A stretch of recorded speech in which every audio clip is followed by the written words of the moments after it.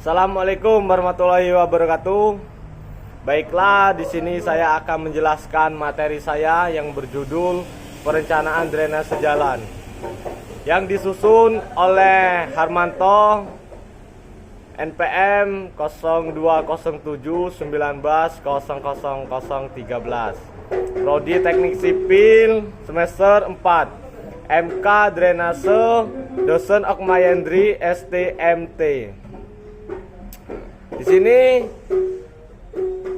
sebelum perencanaan kita mulai dari survei lapangan atau pengumpulan data. 1. Perencanaan pemeriksaan pendahuluan, pelaksanaan inspeksi lapangan. 3. Mengumpulkan data dan melaksanakan survei topografi. Kedua, 1. Perencanaan pemeriksaan pendahuluan, pengertian yang berkaitan dengan tata cara perencanaan drainase. Persyaratan dalam perencanaan drainase. Yang ketiga, memperoleh data terkait survei drainase.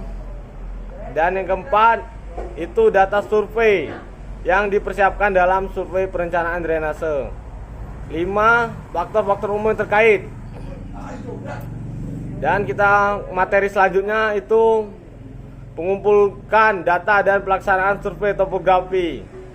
Mengumpulkan data yaitu pelaksanaan survei topografi, kemiringan, melintang, perkerasan dan bahu jalan termasuk saluran samping.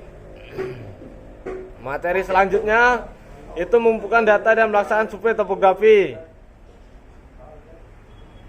dan perencanaan pemeriksaan pendahuluan. Itu yang pertama, drainase. Apa itu drainase? Yaitu drainase adalah prasarana yang berfungsi mengalirkan air permukaan badan, air atau kebangunan, persapan buatan. Yang kedua, drainase permukaan adalah sistem drainase yang berkaitan dengan pengendalian air permukaan. Yang ketiga, intensitas hujan adalah besarnya curah hujan maksimum yang akan diperhitungkan dalam desain drainase. Yang keempat, waktu konsentrasi adalah waktu yang diperlukan butiran air untuk berangkat dari titik terjauh pada daerah pengaliran sampai titik pembuangan. Dan selanjutnya, persyaratan dalam perencanaan drainase. Itu ada 5 perencanaan untuk drainase. Yang pertama, menghasilkan fungsi fasilitas drainase yang efisien dan efektif. Yang kedua, pemeliharaan dimensi, mempertimbangkan faktor ekonomi dan faktor keamanan. Yang ketiga, mempertimbangkan cara pemeliharaan. Dan yang keempat, merupakan bagian sistem drainase yang lebih besar, sistem agar air run off menjadi air tanah. Dan yang kelima, terakhir, mempertimbangkan sistem drainase, areal drainase lingkungan, masuk atau melintasnya jalan tersebut. Materi selanjutnya itu persyaratan dalam perencanaan drainase. Melakukan penimbunan jalan, menyediakan gorong-gorong atau jembatan. Dan selanjutnya, cegah terjadinya kolam air pada permukaan jalan dengan cara air dari permukaan jalan dialirkan melalui saluran samping dengan baik. Cegahlah agar air tanah tidak naik mendekati permukaan jalan. Cegah erosi pada konstruksi jalan oleh hujan, air sungai atau gelombang air laut dengan gebelan-gebelan rumput atau pelapisan dengan pasang batu. Materi selanjutnya itu memperoleh data terkait survei drainase. Survei drainase terkait pada survei ruas jalan dengan menggunakan formulir. Survei jalan meliputi yaitu ada 7 tipe perkerasan jalan, kondisi perkerasan jalan, lebar perkerasan jalan, karakteristik bahu jalan dan jembatan, kerusakan permukaan jalan, informasi geografi, sistem lokasi permukiman, simpang jalan, alirannya jalan, penetapan genangan air atau banjir. Selanjutnya, data survei yang dipersiapkan dalam survei perencanaan drainase, yaitu data permasalahannya data kuantitatif pada lokasi genangan banjir, data keadaan fungsi sistem geometri dan drainase saluran, data dena aliran sungai saluran meliputi topografi, data prasarana fasilitas yang ada direncanakan. Itu yang kelima, data penduduk, sosial ekonomi, peran serta masyarakat tersebut. Selanjutnya, faktor-faktor umum yang terkait pada perencanaan drainase, faktor sosial ekonomi dan faktor medan dan lingkungan. Yaitu satu, faktor sosial ekonomi, pertumbuhan produk universal dari angkatan kerja.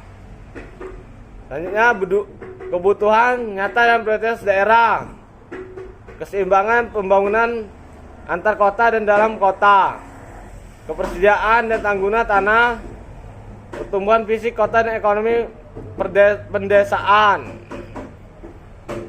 Selanjutnya, faktor-faktor umum yang terkait pada perencanaan drainase, faktor medan dan lingkungan,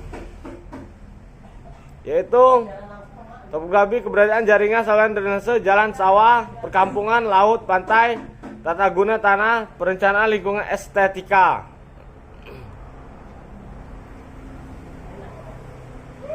Selanjutnya, pelaksanaan investasi lapangan. Investasi lapangan itu mengumpulkan data kependudukan.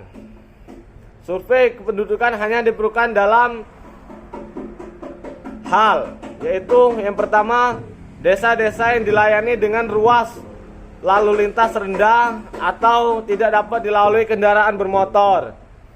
Dan yang kedua itu desa-desa termasuk pada butir satu yang dilayani oleh lebih dari satu ruas jalan selain jalan desa atau jalan setapak. Penyediaan permukaan air, yaitu penyediaan permukaan air pada daerah genangan meliputi parameter genangan yang terdiri dari ada 4. Yang pertama itu luas genangan, dan yang kedua tinggi genangan, yang ketiga lamanya genangan, dan yang 4 terakhir itu frekuensi genangan. Ini contohnya.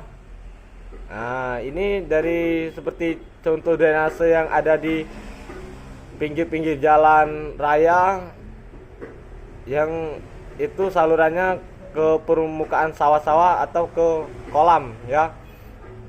Mungkin itu saja yang bisa saya sampaikan materi saya ucapkan terima kasih. Wassalamualaikum warahmatullahi wabarakatuh.